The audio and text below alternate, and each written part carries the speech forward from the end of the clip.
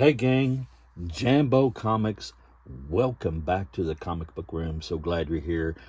It's a beautiful Saturday and you ask, why are you in the comic book room, Jambo? Why, I'm in here to show you some cool stuff. And I will get started with some cool stuff I just got. I got this yesterday. I'll show it to you. This thing's huge. This is the New Fun magazine from the Platinum Age that DC did in 1935, but this is the reproduction, of course. And yeah, just really cool. I can't really fit it all on the. There we go. As you see, this thing is huge, and this was printed close to the actual size. Nice Tom Mix comic on the back there from Ralston Purina. You could send off and get those comics, and I have a couple of them. But yeah, this was close to the actual size of the book, and you could see how huge they are compared to a regular comic. But well, let's get a regular comic. Okay, so here is the Bronze Age book, and yeah, it's just, you know, way bigger. And that's the size, the actual size the old Jumbo Comics used to be. There's that reproduction, and you can see the reproduction is not even close to actual size those things used to be.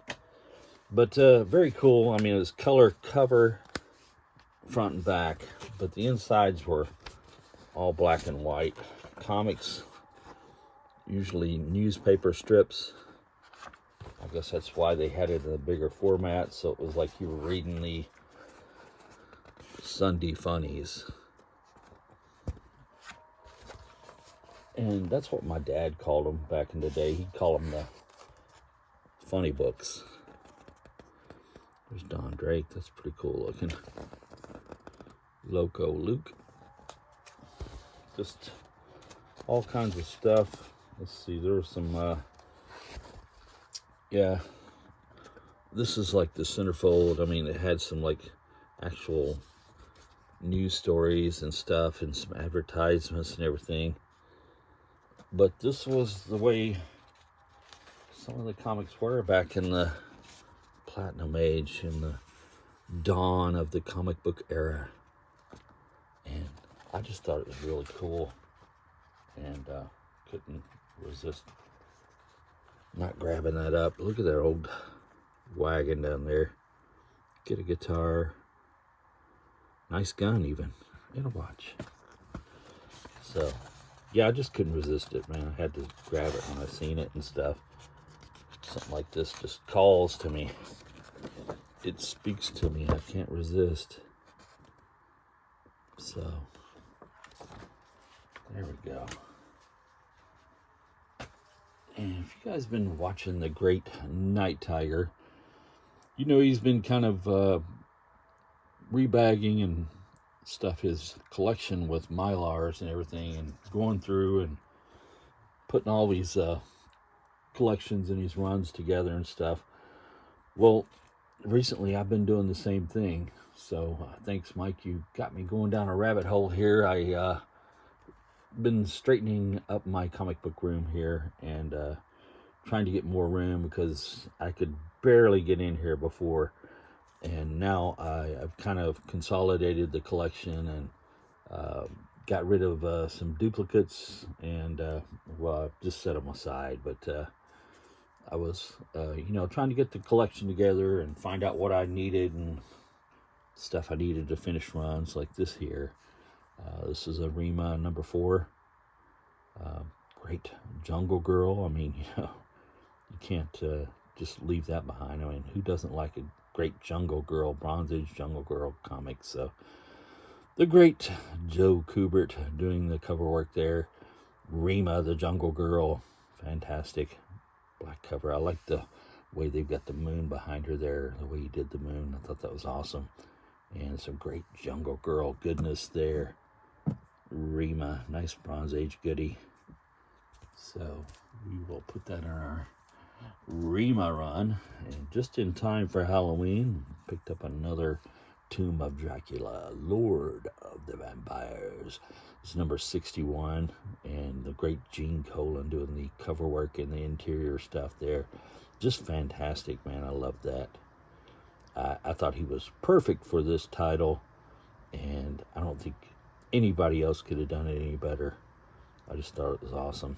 And one of my favorite Marvel horror titles was The Tomb of Dracula. So there we go. Yeah, there's my number one. I got that this year. This is the first time I ever had it, so I'm very happy with that. And I did pick up some more Conan for the run. This was an upgrade to number 61. And Mothra, no, the killer moth is carrying off. Oh man, I'm drawing a blank on her name right now. Anyway, you guys know who I'm talking about there. Belit, and is carrying her off, and Conan trying to save the day.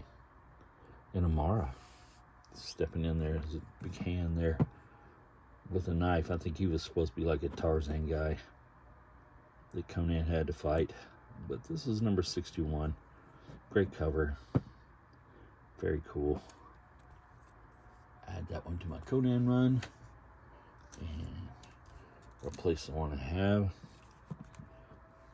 And this one was an upgrade also. I mean, it's not perfect. I think it had a couple of small spine ticks there, but it's better than the one I had. The one I had was kind of, it had some creases down here where the babe was, and I think it even had a tear up here along the top somewhere. So this one is an upgrade for it.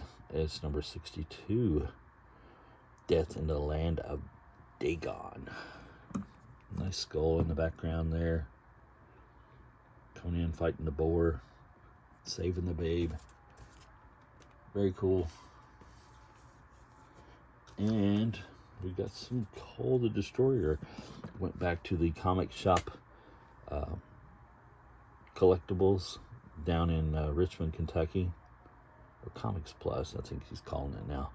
But down in Richmond, Kentucky, and got these out of the $2 bin.